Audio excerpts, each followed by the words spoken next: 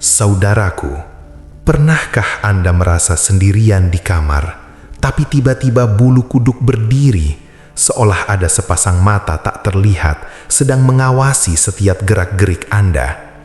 Atau mungkin Anda seringkali merasakan dorongan kuat untuk menunda sholat, padahal azan sudah berkumandang dan hati kecil menjerit mengatakan, segera lakukan. Jika jawaban Anda ya, hentikan aktivitas Anda sejenak, tarik napas yang dalam dan dengarkan baik-baik. Kita tidak sedang membicarakan hantu biasa, tapi tentang teman bayangan yang ditugaskan menemani kita sejak lahir, yang tugas utamanya adalah menjerumuskan kita ke jurang kemaksiatan. Ini adalah hal yang wajib kita pahami demi menjaga kemurnian iman kita dari godaan yang sangat halus dan tersembunyi. Assalamualaikum warahmatullahi wabarakatuh. Sahabat menebar kebaikan Islam yang dirahmati Allah Subhanahu wa Ta'ala. Selamat datang kembali di majelis online kita, tempat kita membersihkan hati dan menajamkan mata batin untuk mengenali tipu daya iblis. Sungguh, tema kita hari ini adalah topik yang sangat dekat, namun seringkali kita abaikan karena kurangnya ilmu, yaitu tentang jin korin. Mungkin banyak di antara kita yang merasa sudah rajin sholat, sudah sering bersedekah, tapi kok ya rasa-rasanya ada saja beban di hati yang menghalangi kita mencapai kehusyukan sejati. Mengapa mudah sekali emosi meledak, padahal kita sudah berusaha keras menjadi pribadi yang sabar? Inilah saudaraku, saatnya kita menyibak tabir dan mengenali 7 tanda yang bisa menjadi alarm merah bahwa korin kita sedang bekerja ekstra keras, memantau dan mengganggu ketenangan jiwa kita. Kita harus segera sadar dan kembali berpegang teguh pada tali Allah sebelum ia berhasil merenggut nikmat iman yang tiada tara harganya ini. Bismillahirrahmanirrahim.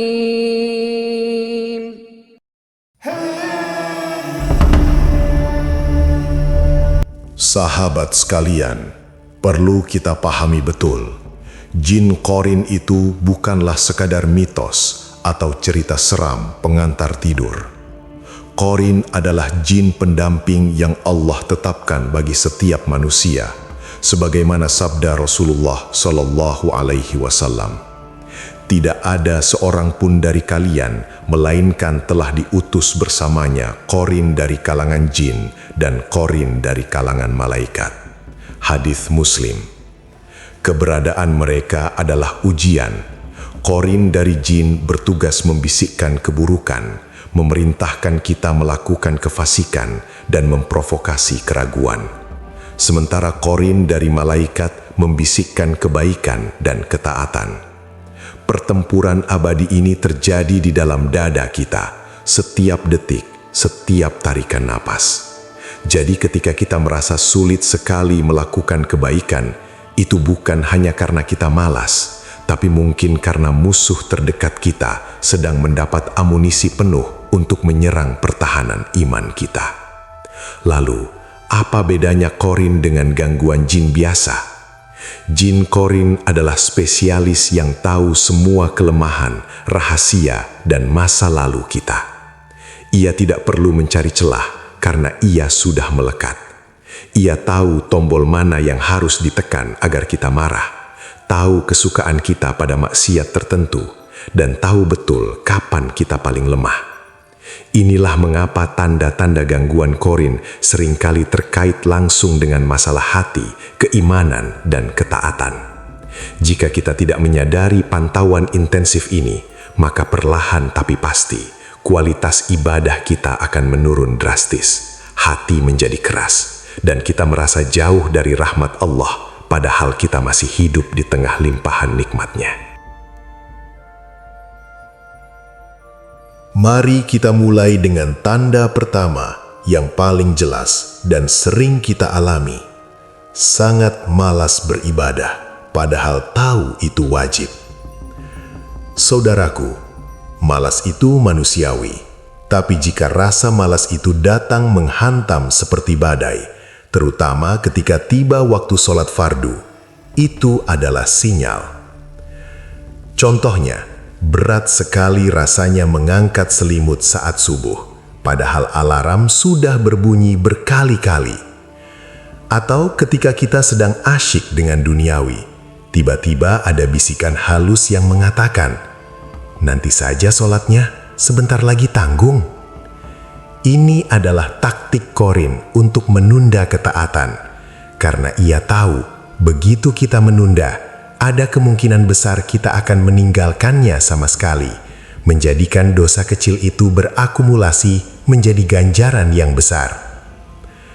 Ketika rasa malas itu menyerang, ia tidak hanya menghalangi sholat, tapi juga menghalangi kita dari amalan sunnah dan kebaikan lainnya. Lantas membuat kita merasa sangat berat untuk membaca Al-Quran. Seolah-olah huruf-huruf itu menjadi kabur, padahal mata kita sehat walafiat. Kita lebih memilih menghabiskan waktu berjam-jam di media sosial yang kurang bermanfaat. Namun untuk membuka mushaf hanya terasa berat beberapa menit saja. Kenapa bisa begitu? Karena Korin sangat benci melihat kita berinteraksi dengan kalamullah. Ia berusaha menutup mata batin kita dari cahaya wahyu, sehingga kebahagiaan kita hanya tertumpu pada hal-hal yang fana dan menjauhkan kita dari investasi akhirat yang sesungguhnya.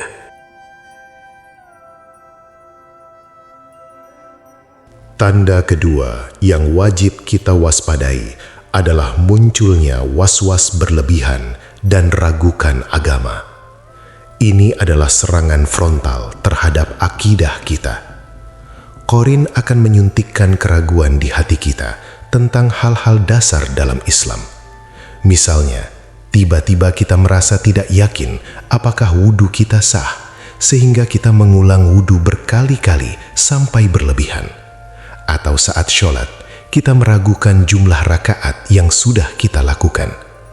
Ini bukan kehati-hatian, tapi was-was yang merusak kehusyukan dan ketenangan. Di level yang lebih parah, Korin bisa membisikkan keraguan tentang eksistensi Allah, tentang kebenaran hari akhir, atau tentang takdir. Ini sangat berbahaya, saudaraku. Jika kita tidak segera melawannya dengan memperbanyak istighfar dan membaca A'udzubillahi minasyaitonirrajim, bisikan ini bisa meracuni hati hingga kita menjadi pribadi yang skeptis dan jauh dari keyakinan yang kokoh. Ingatlah, Korin bekerja seperti virus yang menyerang sistem imun keimanan. Kita harus segera berobat dengan memperkuat ilmu tauhid. Tanda ketiga, mudah marah dan emosi tak terkontrol tanpa sebab yang jelas. Pernahkah Anda merasa sensitif luar biasa hanya karena hal sepele seperti tersenggol sedikit atau mendengar kritik ringan, emosi Anda langsung meledak? Saudaraku, amarah adalah api dan iblis sangat suka bermain api. Rasulullah Sallallahu Alaihi Wasallam telah mengajarkan kita bahwa marah itu dari setan. Korin tahu bahwa saat kita marah, akal sehat kita hilang dan kita sangat rentan melakukan dosa, baik melalui lisan maupun tindakan. Ketika Korin memantau kita dan melihat kita mulai stabil dalam ibadah, ia akan memprovokasi konflik agar kita marah. Dan melalui kemarahan itu, ia berhasil memutus silaturahmi, merusak hubungan suami istri, atau membuat kita berkata-kata kotor yang merusak pahala ketaatan kita. Jika Anda merasa belakangan ini sangat sulit menahan emosi, segera ambil posisi duduk jika berdiri, berbaring jika duduk, atau segera ambil wudhu. Itu adalah jurus pamungkas untuk memadamkan api yang telah ditiupkan oleh Korin pengganggu ini. Tanda keempat, selalu menunda kebaikan atau taubat, walaupun kesempatan ada di depan mata. Ini sering disebut taswif atau menunda-nunda. Korin akan membisikkan janji palsu yang sangat manis. Kamu masih muda, nikmati saja dulu, taubatnya nanti setelah tua. Atau sedekah itu nanti kalau sudah kaya, sekarang kan masih banyak kebutuhan. Ini adalah perangkap mematikan. Korin ingin kita menunda taubat karena ia tahu ajal bisa datang kapan saja tanpa permisi. Dengan menunda kebaikan, kita kehilangan momentum emas untuk mengumpulkan bekal akhirat. Sahabat beriman, setiap kali kita mendengar bisikan untuk menunda amal soleh, kita harus sadar bahwa itu adalah suara Korin yang ingin kita mati dalam keadaan lalai. Coba renungkan, sudah berapa banyak janji taubat yang kita ingkari karena bisikan penundaan ini? Mari kita putuskan rantai penundaan ini sekarang juga. Jangan biarkan Korin menang. Tanda kelima, sering mengalami mimpi buruk berulang tentang makhluk hitam, binatang berbisa, atau tempat yang kotor. Mimpi buruk, apalagi yang berulang dengan pola menakutkan, seringkali menjadi indikasi adanya interaksi yang tidak sehat antara jiwa kita dan energi negatif. Korin menggunakan mimpi sebagai media untuk menakut-nakuti, menimbulkan kecemasan, dan merampas kedamaian tidur kita. Jika Anda seringkali bermimpi dikejar-kejar, jatuh dari ketinggian, melihat ular hitam yang melilit, atau merasa tertekan di tempat yang gelap dan kotor, waspadalah. Korin sedang berusaha mengganggu alam bawah sadar kita. Sebelum tidur, jangan lupa membaca ayat kursi, Al-Ikhlas, Al-Falak, dan An-Nas. Minta perlindungan pada Allah, karena hanya Dialah sebaik-baik pelindung dari segala gangguan, baik yang nyata maupun yang tak kasat mata. Tanda keenam, sulit fokus saat berzikir dan berat sekali menghafal Al-Quran atau ilmu agama.